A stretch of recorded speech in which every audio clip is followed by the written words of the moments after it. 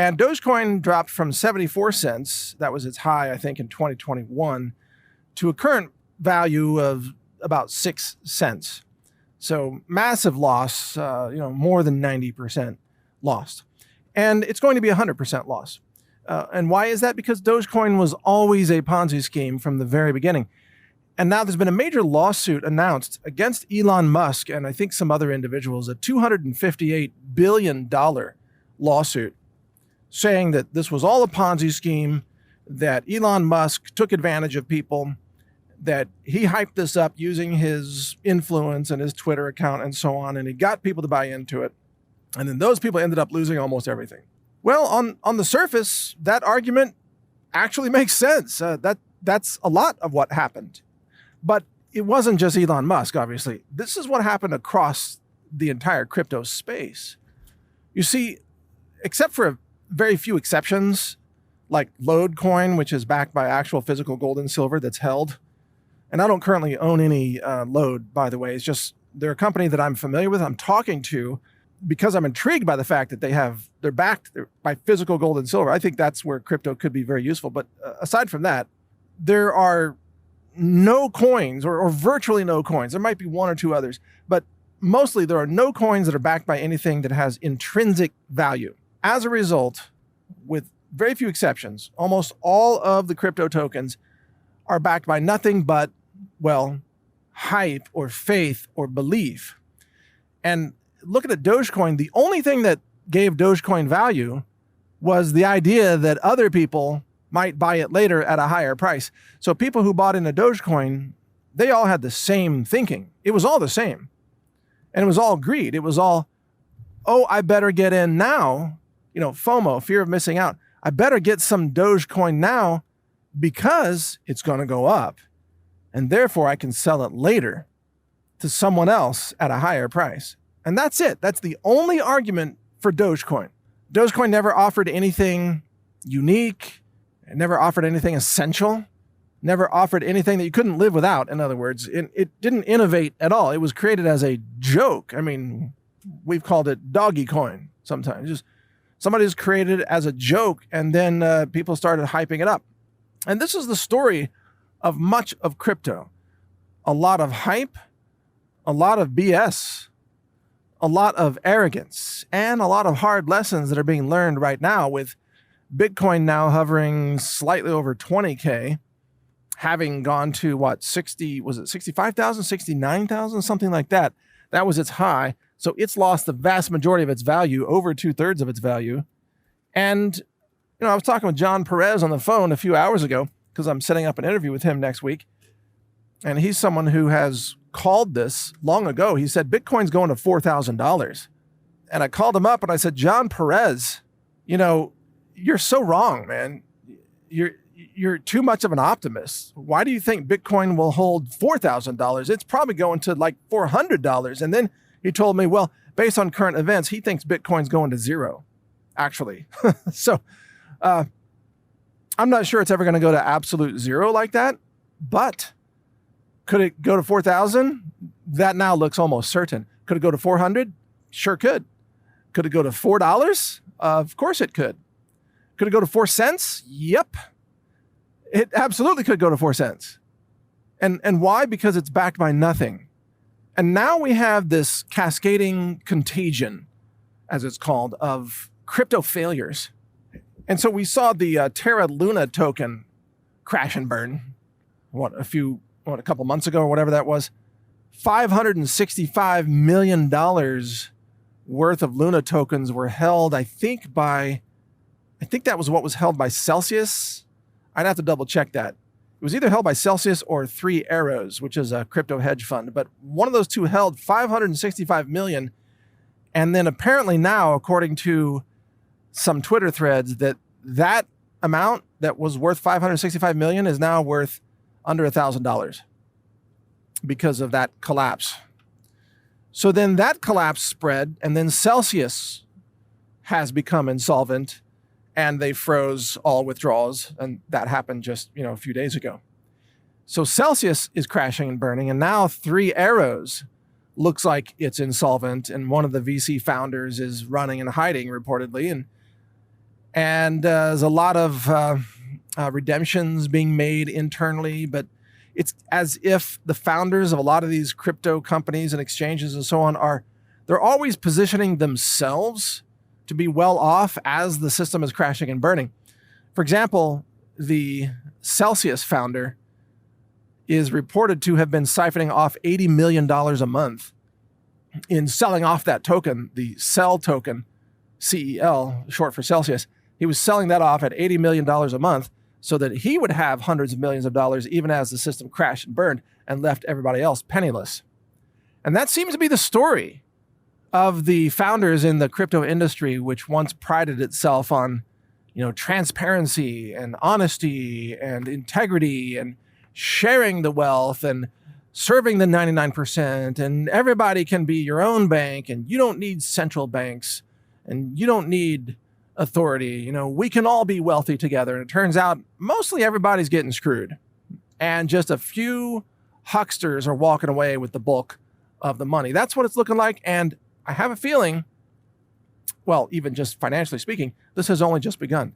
So 3 Arrows is about to go under, is what it looks like. And when it goes under, this is going to take out half the crypto industry. I mean, Ethereum is going to crater. Bitcoin's going to crash and burn.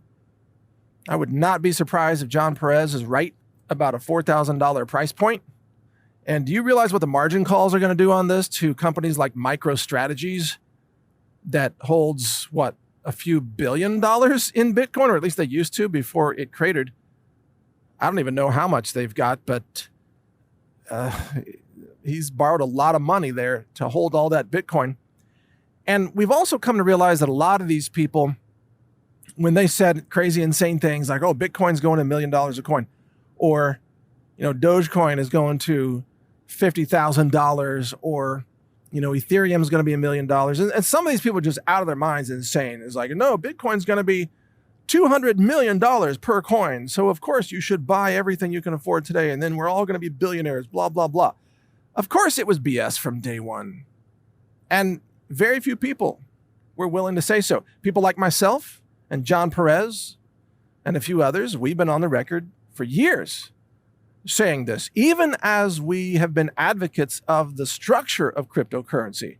And I'm a strong advocate of privacy coins as transactional instruments to protect your privacy, right? So that's why I like Monero. That's why I've, in essence, advocated the use of Monero as a privacy coin. And it's not that I hold any Monero. I mean, I might have a couple $100 of it sitting around that I forgot to take out some. It's like, okay, whatever. I only use it when I need to buy something. And I've bought with it VPN hosting services, for example. And I've used Bitcoin to buy preparedness gear from a company called Botac. I think it's Botac, tactical company. Like, they sell all kinds of discounted, survival gear, like ballistic shields and stuff like that. And I've used Bitcoin for that, and I've used Monero for certain things. And so I love the transactional capability of crypto, especially when it's privacy coins, so that there's not a public record of what you're doing with your coins, right? And crypto has a lot of advantages, being able to move money quickly across borders, being able to just control your money where the banks can't just claim it and have a bail-in and so on. But, my rational sanity on crypto has been overpowered and shouted out of the realm by all of the speculators for all these years. The hodlers, the people who said it's going to go to, $1 million a coin.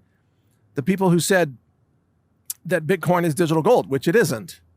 The people who thought they were going to get rich and retire as billionaires without ever having to do actual work. There's a red flag for you. Any industry or scheme, Ponzi type scheme that says, oh, you can get rich without effort, just give us your money. Like, that's a pretty big red flag right there, because believe me, there's no wealth that is created, not any actual lasting wealth that's created without time, money, or effort. And usually all three. An investment, effort, and it's going to take some time. You're going to have to earn it. You're going to have to work for it. And then that was always derided as, old school. That's what old people think. These people that like gold, they're like old guys. First of all, I'm not that old, but I am old enough to remember the dot-com crash, which a lot of the young people today, they weren't even alive when that happened, and so they don't know that that's going to happen with crypto. The crypto crash is just a repeat of the dot-com crash with kind of new language, new concepts, but it's the same pattern. And people are going to learn that lesson the hard way. And yes, Dogecoin was always a Ponzi scheme from day one. And frankly, the people who bought into Dogecoin, I don't know why they think they should sue Elon Musk, because if you bought Dogecoin and you lost 90+% of that money, you kind of only have yourself to blame. Why were you buying Dogecoin? Did you do any due diligence? Did you realize there's no FDIC insurance? Did you realize that you should never buy crypto with funds that you can't risk losing? It's kind of like if you bought into that, it's your own fault, actually. So even though the argument that, yeah, Elon Musk was pushing it and all these people were pushing it and it was a Ponzi scheme, yeah, that's all true. But you bought into it because you were greedy. You thought you were going to get rich. It's your own fault, actually. Because Dogecoin never said, this is backed by the FDIC and this is, guaranteed and this is all rated A++ by Moody's or whoever. Not that those matter in any way. I mean, those are all scams too, but in the traditional financial sector. But if you bought Dogecoin and you thought you were going to retire on that, you got tricked. You fell for it. Hopefully you have some other funds somewhere to live on, because Dogecoin was always a scam from day one. But then again, so were most other cryptos as well. So at the end of the day, folks, it all goes back to old school thinking, actually, which is if you want to do well financially in our society, you've got to offer value to other people. You need to provide a product, a service, logistics, expertise, something that other people value. And it can't be just selling a row on a spreadsheet, just some digital spreadsheet that claims to be money but isn't really money at all. That doesn't offer anything to society. I mean, that doesn't, mine minerals. That doesn't grow corn. That doesn't move goods on a truck down the highway. It doesn't do anything except occupy people's time and waste a lot of electricity and distract people and cause a lot of people to lose money. Basically, just like any Ponzi scheme, it was just a way to take a lot of money from a lot of people and concentrate it into the hands of the few who were scamming everybody. That's pretty much all it accomplished. It didn't create wealth. It just moved money around and screwed a lot of people. That's Dogecoin, and that's most coins. So don't expect any different results on any other coin unless it is backed by something physical like gold and silver.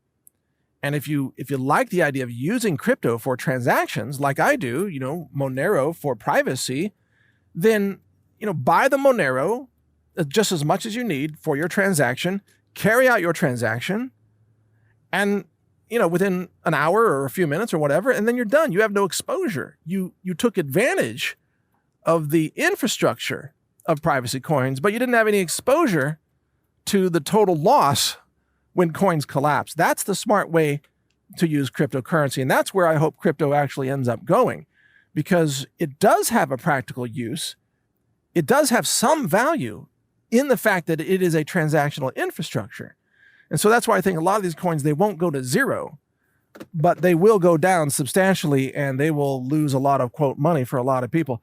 But that might be a good thing in a sense, because it's going to clear out all the hype and we'll be able to then use crypto after that with more stability, less speculation, kind of the BS factor might be gone, and we will be able to use crypto for what it was intended to be used for, which is a transactional infrastructure parallel to the conventional banking system with better privacy and decentralization without speculation. That's where I hope this goes. Thank you for listening. I'm Mike Adams here, the Health Ranger, naturalnews.com. Take care. A global reset is coming, and that's why I've recorded a new 9-hour audiobook. It's called The Global Reset Survival Guide. You can download it for free by subscribing to the naturalnews.com email newsletter, which is also free. I'll describe how the monetary system fails. I also cover emergency medicine and first aid and what to buy to help you avoid infections. So download this guide. It's free. It's my gift to you simply because I want like-minded people to survive.